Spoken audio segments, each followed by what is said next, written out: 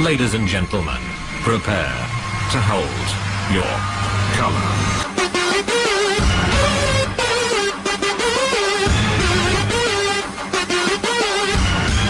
Okay, f*** it.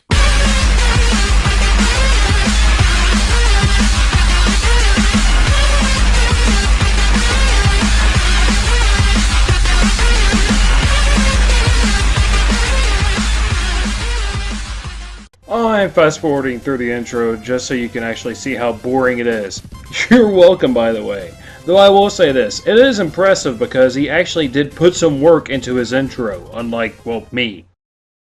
Well then, looks like I found another moron on YouTube. This guy takes his name from a Pokemon.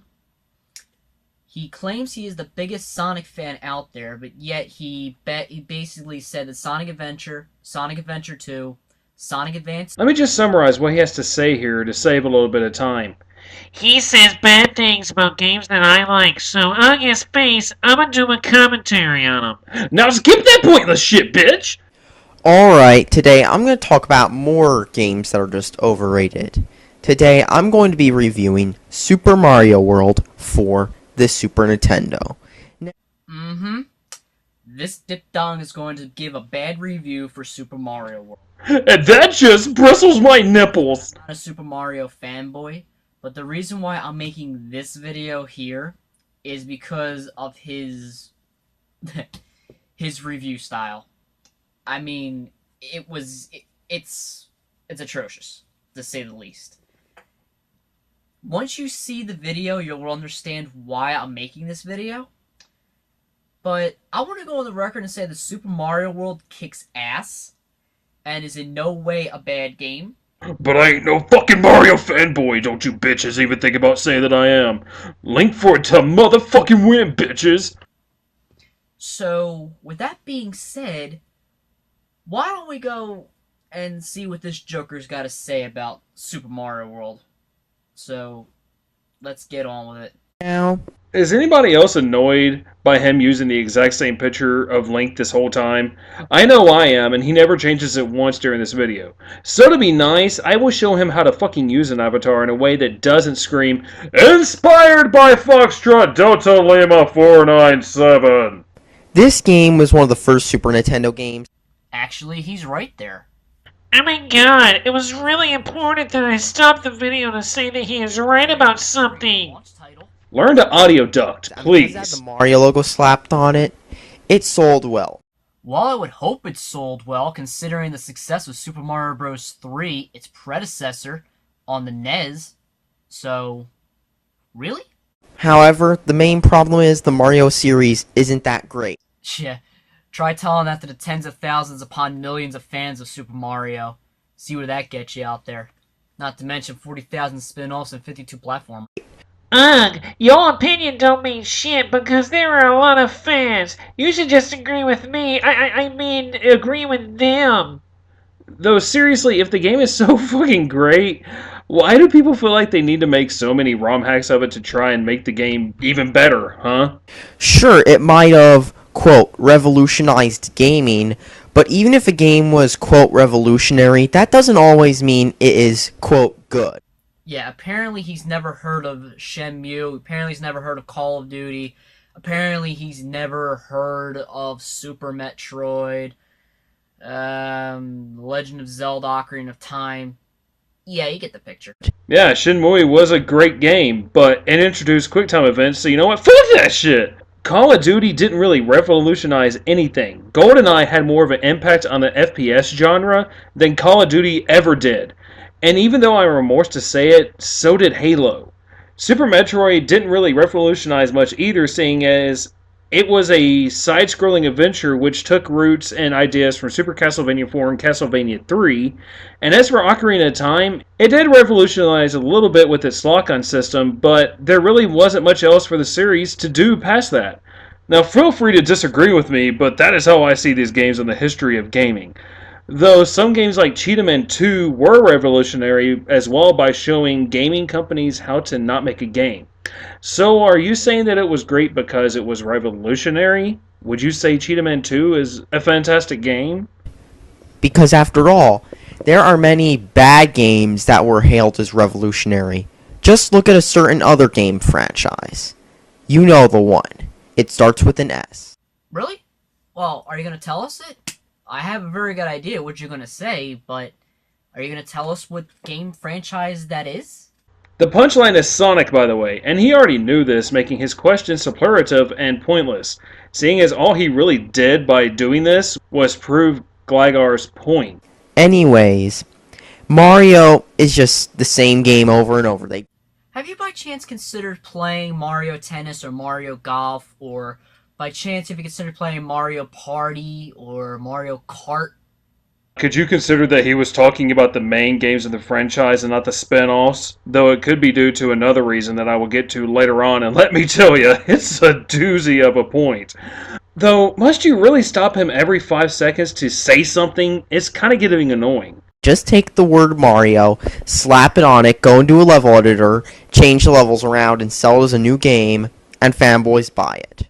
Tja, I guess that's how they actually made Super Mario World, by taking Super Mario Bros. 3 and throwing that into a level editor.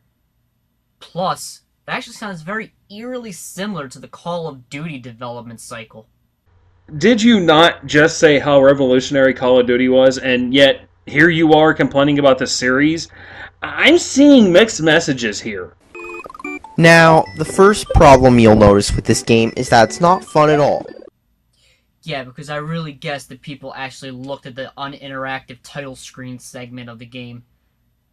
I'm guessing that's what they meant by it's not fun at all. The controls are laggy and awkward. Well, how are we going to know if you keep showing us the title screen? How about you show us the actual gameplay? Then we'll believe you if it's true. Let him talk for more than 5 seconds, and maybe the fucker will be able to finish explaining his point. Why must you be so impatient and annoying? Sounds to me like he is just continuing the introduction to his presentation. Apparently, somebody at Nintendo thought it was a great idea to make the keys mapped all weirdly. Yeah, because you see, Nintendo's original idea was to put Super Mario World onto the SNES and release an unreleased keyboard in order for you to actually play the game. Thus, the G button was going to be made for jumping, and the P button was going to be made for running, and the L button was going to be made for the spin jump. And I would assume that the return button was going to be made so you can get the item for your little item box. Yeah, that makes a hell of a lot of sense, Gligar. Keys? Plus, what's so hard about A being able to jump, B does the spin jump, and X runs, and Y does nothing? What's so difficult about that? It doesn't seem so difficult to me. That actually makes me say that the keys are mapped out perfectly for the game. Especially for a 16-bit platformer. Why did you just take a joke that he tried to make and turn it into something that was almost a minute-long joke about fake keyboard controls? Which was hilarious, don't get me wrong. I had to kill a whole lot of baby kittens to calm myself down after that. Though I must ask, are you taking lessons from Junior Fan? Because God knows that is his shtick, you know, dragging out points and jokes. So, B, X, and Y both do the same thing as, say, other keys. Okay, B, X, and Y are 3 separate buttons on the controller, and each of them do not have the same functions as one another. So, error. So when you're using Yoshi, not only does the speed up button, one button jumps, one button eats, the controls are pretty damn confusing. Oh my god, he just explained what he was trying to say. Maybe you shouldn't shoot your load off so quickly next time. It makes the experience a whole lot more fun for the girl. Again, what is so difficult about A button jumping and X button doing the running and the eating for Yoshi? What's so confusing about that? One button does the same function, but it's still pretty fluid. Though it would be nice if it was easier to eat and run with Yoshi. I'm just putting that out there for, you know, thoughts. It just won't register. And the layouts, just like Super Mario Kart, is confusing too. And you can't remap layouts unless you use an emulator, so too bad. And the whole game is just the same. Run to the end of the level. It's not fun at all. It's boring. The controls suck. And yeah, the only good thing I can really say is the graphics are alright though. I mean... Okay, a couple things. Number 1, the controls are not laggy and they don't suck. Says you. Why don't you watch this shit? I just pressed the button and it takes almost 30 seconds for Mario to jump, and this is an SNES 9X. This lagging scene brought to you by me purposefully desyncing the game footage to make a joke, by the way. Number 2, you're not even trying to get up on that platform. Number 3, you jumped right into that ginormous bullet bill. Yeah, almost seems like this is a parody of bad internet game reviewers. No fucking way it couldn't be. This can't be what he's doing, can it? And number 4, you say that the graphics are really good because you are a graphics whore. Anything that has good graphics, you will go floating right to, which means you avoid Atari, ColecoVision, and Television, NES, and anything else before the Genesis on. How do you get graphics whore from him saying the graphics are nice? Never mind how you say he obviously hasn't played Call of Duty, and yet now you are saying that he is the kind of person who only plays games with good graphics. Why you must make contradictory statements so much often? My intelligence is lowering right now thanks to you. This was the first Super Nintendo game. Believe it or not, he's actually right about that. Believe it or not, alright it was still today, pointless but for you to stop the video just to of agree with course, him. there are much You better are Super still Nintendo retarded as well. And ones with much better control layouts, too. How much you want to bet that one of those better Super Nintendo games he's mentioning is Bubsy? You're making fun of the troll Gligar 13 vids, which makes this whole commentary pointless. I love the sarcasm, by the way. And about the gameplay, another problem with the gameplay is the fact that the two different jumps can be confusing, so you might hit one jump instead of the other. I do that a lot, it's annoying as fuck. They're mapped to 2 separate buttons, you half-wit. The buttons are right next to each other, and it is easy to accidentally push the wrong one when you are stressed over a more difficult part of the game. Fuck, watch a few LPs of the ROM hacks of this game, and, well, you see that the Let's Players do this kind of crap all the time. But you see, if you look beyond all the control problems, the main problem with Super Mario World is it's just flat out not fun at all. I mean, seriously, this game's kind of boring. Is anyone else surprised that Link here hasn't said anything in the last few seconds, because he literally stopped Gligar every 10 seconds throughout the rest of this video? What happened, man? I thought I could count on your mediocrity, but apparently I can't. You're letting me down. I believed in you. It's kind of blandish, and plus, it's been done so many times already too. Like, every Mario game is the same thing. Super Mario Bros., the original one from the 80s, has the exact same gameplay. They just changed like 3 things, and it's a new game. So all in all, don't buy this game. Unless you're a 6-year-old who's never played any actual good games, and thinks this is their idea of fun. Don't buy this. Then can I get your clarification on what a good game is? Because you really did... Oh, that's right, you're a Halo fanboy. That's right. You disregard every other game out there as a good game than Halo. Okay. When in this video did he mention Halo? Hell, I even looked through his videos on his channel and only found one that had anything remotely to do with Halo. Why must you make assumptions that you can't back up with evidence, but other people can easily destroy with evidence? Why must you make a fool of yourself? You do realize that every single argument you made against this game is completely invalid and insipid because nobody else experienced these problems but you? Do you realize that every point you made in this video was invalid because you were commentating on a guy who half trolls and half parodies internet reviews and the gaming community in general?